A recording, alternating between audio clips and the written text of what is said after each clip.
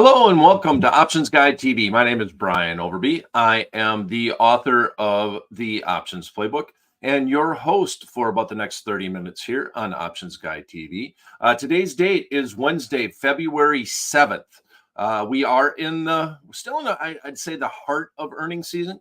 So we're going to keep with our theme. We talked a little bit about the markets last week. We had a lot of news with the Fed meeting last week, with some economic data and all that. Market is staying strong. The VIX index actually shot up a little bit last week, a little bit of nervousness in the marketplace, but it has now came down and it's kind of settling in. Right now, it's trading right around that 13% level. We got as high as 14 to 15% on the VIX. S&P 500 index has been hanging right around 4,900 for a long time. And we're finally making a move to new highs. Once again, we keep flirting with new highs, setting a new high, new intraday high, and then coming back off. Our shot that we put on Friday's show, we looked at doing a skip strike butterfly around a big brown number in the SPX. And it's more of a rinse and repeat strategy where we're looking to see if the SPX can break up towards the 5,000 level and then kind of hang around there. We just don't anticipate, in my mind, it's very rare that it hits the 5,000 level, hits a big round number like that, and just shoots on up to, the next level or the next new high. So usually it has a little bit of a stopping point. So we're counting on that. And because of that, we've been doing a lot of skip strike butterflies for net credits to the account, an alternative to a short call spread, if you will. And this week it's just getting very interesting because we do have the S&P 500 index at 4984. It is Wednesday. This is the big rate of decay in the SPX options. From Wednesday to Thursday, I think is a very dramatic rate of decay. And then you obviously have a lot of decay on the very last day, on the last day of trading on the Friday. So we'll take a peek at that trade, see how that is doing. But before we get there, we're going to look at Eli Lilly, and they announced earnings on Tuesday. We also set up a butterfly for Lilly. The market ran up going into the earnings and had a strong day the day before earnings. And that did kind of set us up a little bit in Eli Lilly in that it's had a strong move in the market. It was pretty big going into earnings. Once again, Lilly's a fairly expensive stock, and around expensive underlyings around earnings. So you got to pump up an implied volatility. You have an expensive stock, which pumps up option contracts anyways. If you think of option contracts as insurance, I always kind of sometimes get flippant with this, but it's that simple that they're priced very much like insurance products. So your insurance on your Bentley is going to be more expensive than your insurance on your Chevy Cavalier, right? These, the more expensive the underlying, the more expensive the insurance products would be. And that's much the way that puts and calls are actually figured out. So the fact that Lilly right now is a $726 underlying, those option contracts are going to be more expensive. And that means that if you're doing it in the week that they are announcing earnings, you're going to get an implied volatility crunch that's going to take premium out. You're also going to have a large rate of time decay because the options were expensive to start with. So when we looked at Lilly, we decided we were going to do a skip strike butterfly. We're going to look at another paper trade this week too in PayPal, but we're not going to do a butterfly because we've been doing too many of those. We're going to try to change it up a little bit. But on Lilly, the market went down.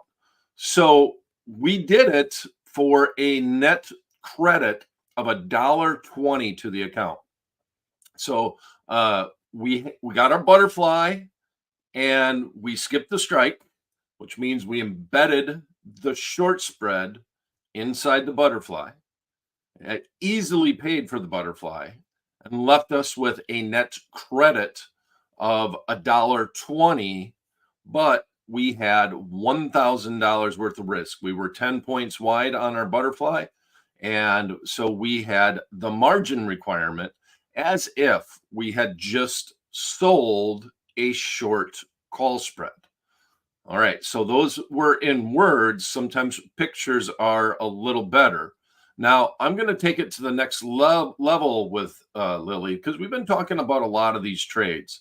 And I'm just going to show you some tricks to using the option chain to try to figure out, oh, well, let's put it this way, to develop realistic expectations as to how a butterfly is, in particular, skip strike butterfly, how it gets, how those prices change as you move through time. So let's, before I even get to the Trade Hawk software, I've decided that I think I'm going to run over to the options playbook. We haven't had a visit in the options playbook for a minute.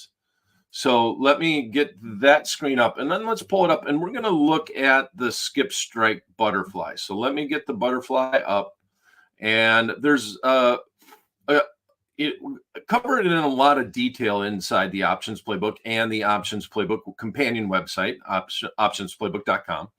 And we did a skip strike butterfly with calls. So I have the options playbook up, and I'm going to actually zoom out here a little bit too. 1, 2, there we go. Now we got it blown up. Here we go. Let's check it out. Okay, so here's the skip strike butterfly with calls. Now it will explain in here, right here in the strategy, right on the first sentence, it states you can think of the strategy as embedding a short call spread inside a long call butterfly. Essentially, you're selling the short spread to help pay for the butterfly. So you have the skip strike. So this was a standard butterfly, and you would normally pay a net debit for that butterfly. So from strike A on down, you would have risk. From strike C on up, you would have risk in this skip strike butterfly with calls. Now, when you skip the strike C, when you skip this strike, it's effectively, I think of it as, if I had bought the butterfly and I had it on, I'm going to sell strike C, right? We're skipping it. Effectively, we're selling it if we had a standard butterfly on, and then buying strike D. So that would imply that we're selling a short spread. I try to explain it as in many different ways as possible, but that means we have risk from strike C to strike D. This is basically where our risk kicks in, a little bit over strike C, depending on how much of a net credit that we brought into the account when we did the trade. And quite bluntly, I'm not going to do a skip strike butterfly without bringing in a net credit. And hence the reason it's scary to do them around earnings, because gap openings can hurt you. And that's the one thing that can hurt you, is if you get double the expected move on a gap opening. And that's very plausible to happen around earnings. It's not usual, but it's plausible. There's higher probability than the math would say, is the way I would look at it. And when you do this trade, the underlying market is all the way down here, right? Here's the stock price at expiration. Here's the profit and loss graph. The stock's way over here. We'll close this little thing. It's way over here, all the way down here. And if the market comes up right away, quickly, the short spread hurts your butterfly, the short spread hurts you more than the butterfly helps you. As time decays, that is not the case. As it decays, these two option contracts that you sold at strike B will start to decay. As implied volatility comes down, those will start to decay. And hence, it's a very odd trade in that, looking at it on expiration, you think you want the market to go up, but you want the market to kind of stay flat or neutral and slowly go up towards that strike. And that's happening in the SPX. So we're going to look at that today. And in Lily, we've kind of had that also happen. So Lily trade is also getting interesting. We put it on for a net credit of $1.20. We could have taken it off after earnings I think we could have paid about 20 cents when I took a quick peek at it after earnings. Implied volatility came off, had another big day of time decay in a 1 week option contract. And we could have just closed it out, took the risk off the table if we wanted to, and just basically let the trade ride. Just well, I mean, if we close it out, then just take our profits and move on. That's what I was trying to say. Struggled with that a little bit. All right, so now let's go from the playbook. Let's jump back out. And as I say this, I'm spending a lot of time here on Skip Strike Butterflies, and I talk about this a lot on Options Guy TV. Not that this is just all about speculation around earnings. We're in the heart of earnings season, but you just learn so much about options and strategies and option pricing that I always like to do a lot of trades around earnings. We do have a stable portfolio of deep in the money option contracts. Next week, we're going to come back and explore that, look at it. A lot of those stocks are doing good. One of the stocks is Lilly that we have that last year we bought some deep in the money calls on. Well, actually, it might have been at the beginning of this year. But those deep in the money calls are doing well. So we're going to pop back into the TradeHawk software. So let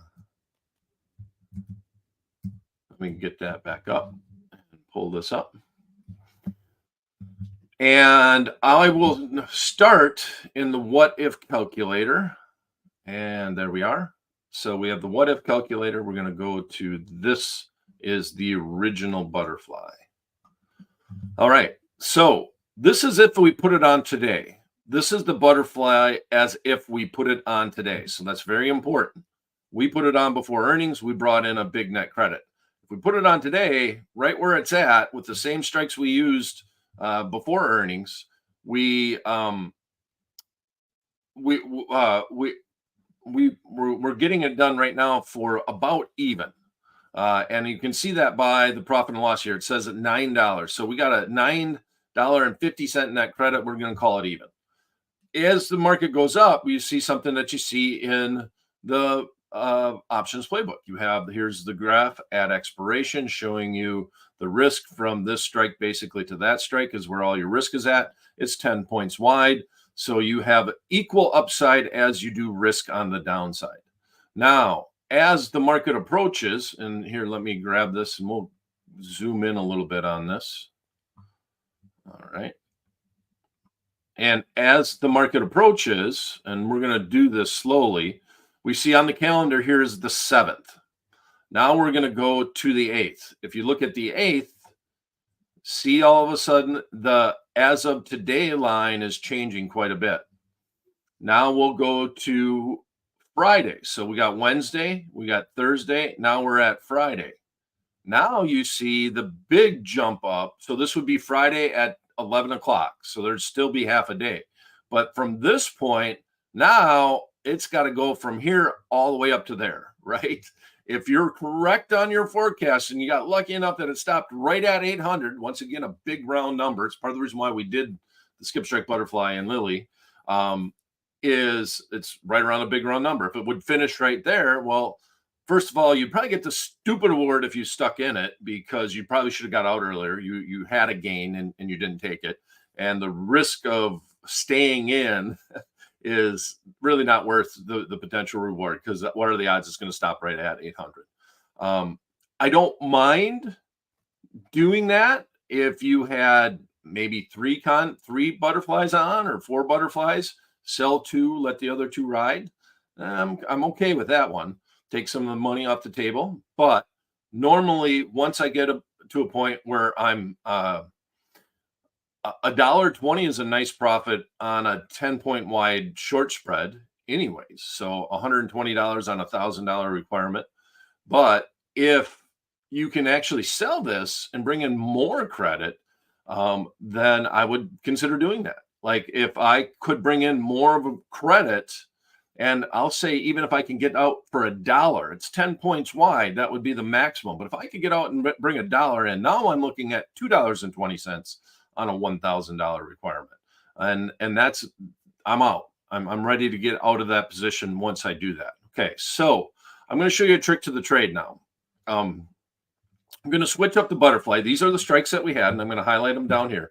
This is what we did before the Lilly trade. And that trade is now, well, let me send this to the trade ticket and we're going to come back. All right. So if we send that to the ticket, right now we're at even. Yep, very close to even. So that means that if we flip the script here and we sold this one, bought that one, sold that one, because that would be the position in our accounts, we could get out at very close to even, meaning that we made that whole $120 credit. I wouldn't want to do that right now because we're not really at risk of it blowing through our strikes. The major news events there, still a strong move today. We got a 3.5% move, 25-point move to the upside. But our risk doesn't kick in until we get to 790, which is all the way up here. Actually, the spread's still in here. So at 790 is when our risk comes in. So I'm not very nervous at all. We know we're, at this point in time, you got to feel fairly comfortable that all the options will expire and I will make that 120. But I definitely am willing to watch this for a couple of days and just see if we can get back up to this range. Now, I'm going to go back to the what if calculator and we're going to look at pricing. Well, actually, let's stay in the trading tab for a second. Let's pretend that we were correct on our forecast. We were very good at this in that Lilly announced earnings. The market went down. We got the time decay. We got the volatility crunch. And then Lilly decided to come back and hang out within the wings of our butterfly. If that were the case, to use real pricing, we would be looking at a butterfly that's right around 720. 720, 730, skip the 740, buy the 750. That would mean that we were correct on our forecast and it went to our short strike. So to get a feel for how these things move, not by just looking at the profit and loss graph inside the TradeHawk software, but to get a feel for how they move, let's just set up a butterfly around where the stock is at right now. And I already did that. So if we go into the what if calculator and we look at that butterfly right around where the stock is at, and we do the same thing, we move the date forward slowly but surely. So right now, if you put this trade on, you would have to pay a debit for it to start with. You couldn't get it done for a net credit, obviously. Well, it's not obvious, but you wouldn't be able to do that. But if you're taking it off, that also means you're taking it off for a net credit. And here's today. This is where the line is at. If you put it on today, you'd pay a debit for it instead of bringing in a credit. But as I mentioned, even in the SPX, on big underlines, like a $700 underlying, when you go from Wednesday to Thursday, there's a lot of time decay. So we do that now. Boom. That's where we're at. Let's go from Thursday to Friday. Boom. Big jump up, almost halfway all the way up, but still might not be as much as you would expect if you're correct on your forecast. But now you see this is, as of today, if this was 11 o'clock on Friday, that's where the profit and loss graph would basically settle in at. Okay, so if we go back and we look at this trade, let's see if I can send this one. All right.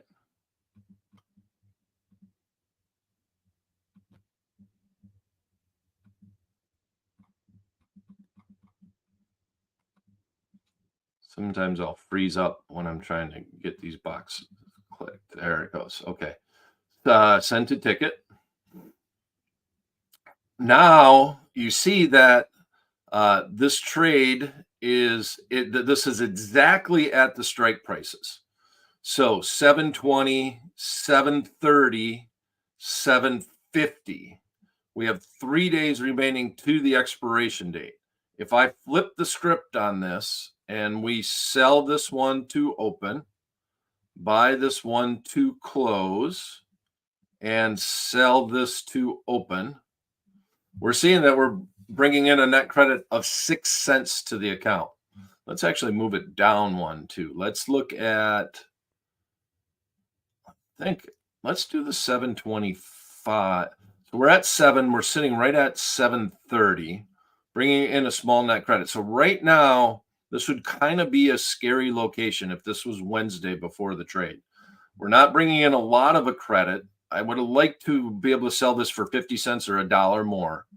But if we're down a little bit, we would have had that opportunity probably a little bit earlier in the day. So 720. This would be the 725. Let's say it's only 5 points in the money. So I'm going to change this up. We'll do the 725. Dealing with live markets right now, so it's not always 100% sure exactly what it's going to say, right? 745, and this would be 755. All right. So so this is interesting, and this is what I kind of expected to happen here, right? Okay, so if we put it on and the market ran all the way up to our short strike, we put it on for a net credit of $1.20, $120 for every 1x2x1 butterfly, every unit that we put on.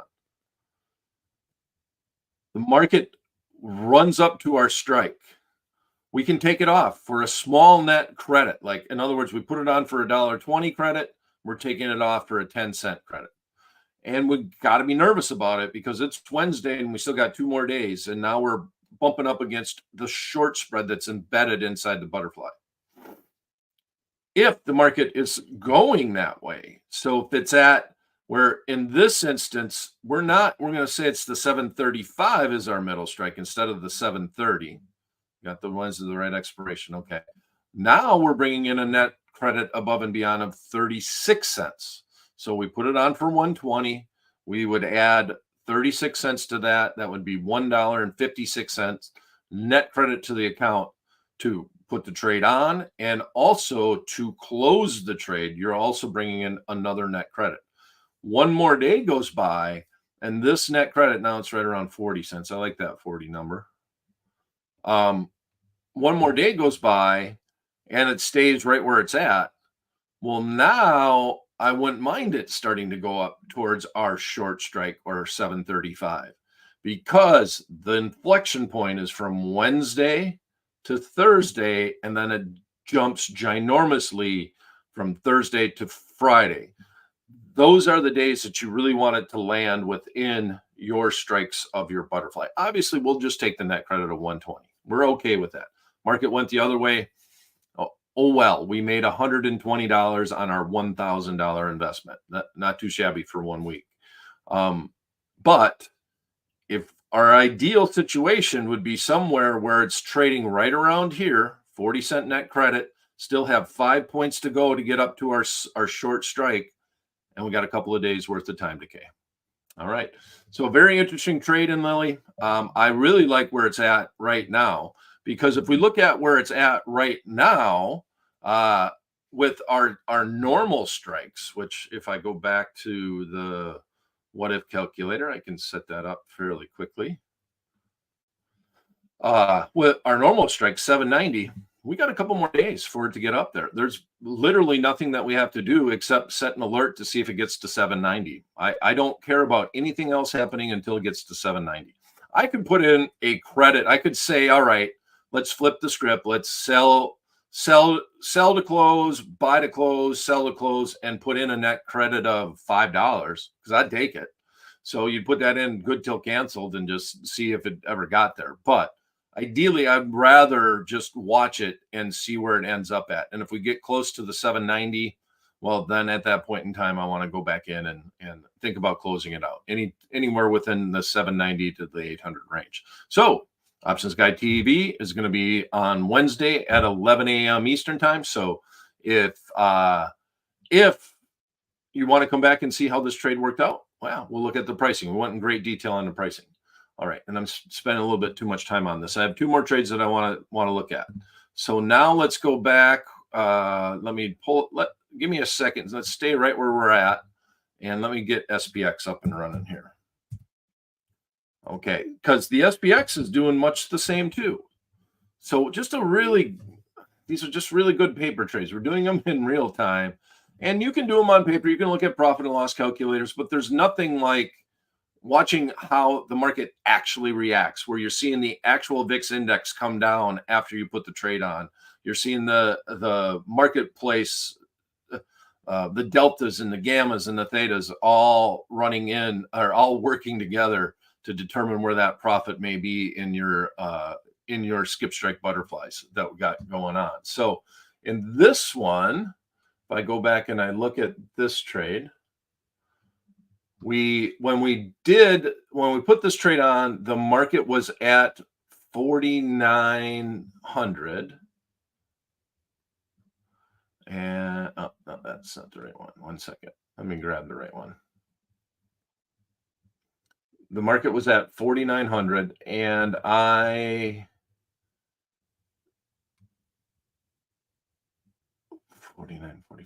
Okay, we did the 49.90, 5,520 with the expiration date of the 9th. Here's the 9th. Okay. So, oh yeah, actually, we're back on. All right. So here we are. So if we have this expiration date, February 9th, we're looking at 49.90, which is within, spitting distance of where the stock is at right now. So today's a big day. We really don't want to go above the 49.90 today. We would like it to kind of hang out right here. We're at a 0.5%. It'd be nice to be right within this range so we don't have the market open risk. Here's what our skip strike was. So we'll clear this out. 49.90. We buy this. We sell 2 of these. Skip the 50.10 and buy the 20. All right. So right now, it could be done for a net credit to the account. The trade could be put on for a $2 net credit to the account. That means that if we took the trade off, which we put it on for a net, that was a net credit of 150 when we put this trade on, we are actually down on the trade because we'd flip the script, sell, buy, sell, and we got a 170 net debit to the account. But this is very interesting in that tomorrow, this won't be a net debit. If the market stays where it's at, tomorrow you'll be able to take this trade off more than likely for 50 cents to $1 net credit if it just stays where it's at. But I'm highlighting right now that it's at a debit. But so it's very odd in that we're down 50 cents on this trade. And we're down 50 cents on this trade. But if the market just stays where it's at, we're going to be up. You ideally want it to land within this range, but to go back and look at what happens in the what if calculator, once again, here's the same scenario. We'll send it to the what if. And I got a couple more minutes here. Oh, I flipped the script. Okay. But we're going this direction, and I'm going to add a day onto this. And then go one more day. And then all of a sudden, we are within the profitability of this trade. Now, remember, this is just upside down. That's all it is. But that's how the time decay works. So we're in a very good position right here if we close at this strike. If we close where we're trading right now, oh, it's bumping up a little bit more. I want to try to stay below that 49.90 range. Then we're in a real good position. If you're nervous, if you think that the market can open above 50.10 tomorrow, if you think that it's going to rally into the close and we're going to blow through the 5,000 number, which is the main reason why we set this trade up. If you think that should happen, you just close this out and you would right now have a 20 cent, well, a 40 cent loss.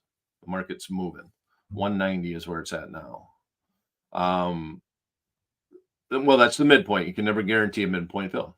So very interesting trade. So definitely come back on Friday. We're going to have 2 real interesting trades to look at in the SPX.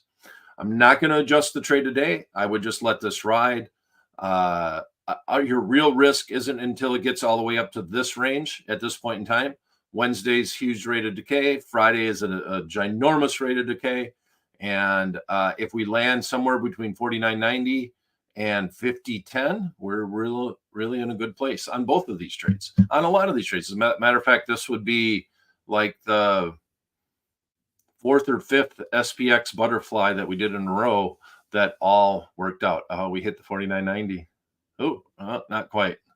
All right, that's this bar is showing us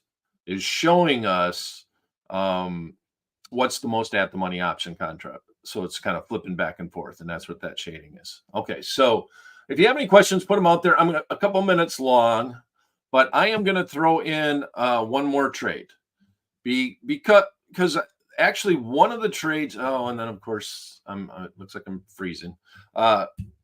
One of the trades that we did, we tried to do a long call spread on PayPal, riding the momentum. Stock has not been doing well, and okay, come on, give me the chain. This happened to me before once.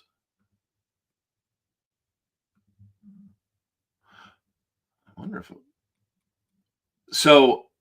I'm trying to get the chain to come up in PayPal. PYPL. 1 second. And they're going to be announcing earnings after the close today. For some reason, I've been struggling with this stock and making it work. And I want to just look at doing the long spread because I'm a little bit annoyed because we did a long call spread trying to ride momentum because PayPal was just doing real.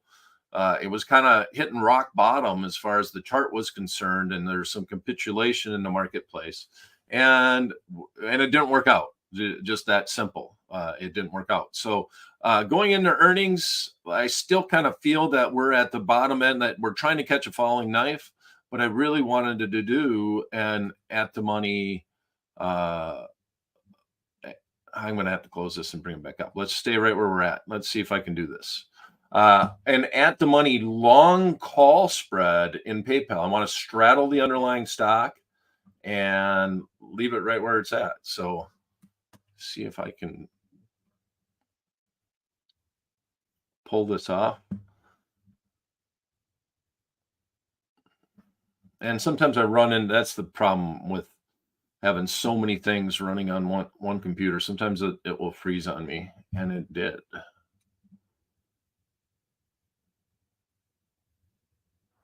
All right, I think we're back in the saddle. If you have any questions, put them in the chat box. This would actually be a perfect time to do that. Very interactive show. Please share with friends and family. We want as many people to join us here on Options Guide TV as possible. So please do that.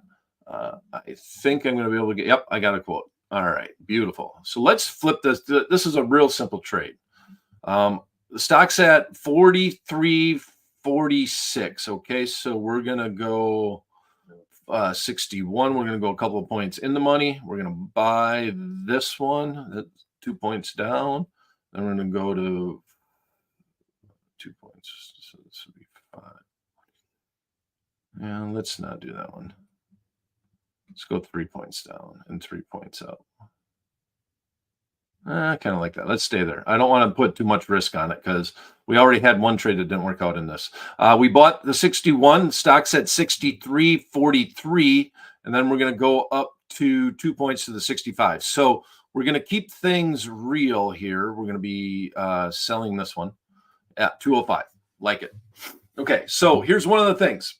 If you're setting up a spread around earnings, implied volatility is going to be a big issue. I like to straddle the stock. That means that I'm buying $1. If I look at intrinsic, $1.59 of intrinsic value, and I'm selling this as out of the money option contract. So it's going to be whatever the price is, which is 202. So I'm selling more time premium than I'm buying. I'd like to keep that equal, but we're right in between the strikes, and we're obviously doing this real time. I'd rather have the underlying stock be right at 63, but it's at 63.50. So in this instance, we're going to pay $2 to try to make $3. If the time premium is equal and it was a 5-point, this is a 4-point wide spread. Oh, that's nice. So we're 4 points wide. So we're paying $2 to try to make $2. We're selling, we're buying a little bit less time than we are buying. If the stock just stays where it's at, we will break even on this trade. We'll be just fine on this trade. We'll make a few pennies. So all we're saying now is that if the market opens down after earnings, well, oh well, we lost our $2, and that's real money, but on a 1-by-1 spread. Or it's going to open up above 65, and we're going to make our $2, $1.39. That simple, that trade. They're going to announce after today. We're going to try to get our money back from our PayPal trade that we did. I still kind of think that we kind of hit the bottom in PayPal. It's been beaten up. Everybody's like, why is PayPal doing what it's doing? Competition has been tough. Management has addressed it. But yeah, we're just hanging right around this range. And this is where we were trying to buy some PayPal right within this range. Now we came all the way up 68. We're back down here. Yeah, why not? I like it. I like it as a paper trade. I like it. It's not a butterfly. We have 2 days remaining. Got all day Thursday, all day Friday, and they're going to announce after the close today. So we had to put a trade on. So we did. Sorry that I ran late. Wasn't my fault though. My computer was freezing a little bit. Thanks for coming, everyone. Please click subscribe if you're on the Tradier YouTube platform, and ring the bell so you get all the notifications for the next Options Guy TV. And we'll see you this Friday. It's going to be a very interesting Friday on Options Guy TV. Thanks for coming, everyone.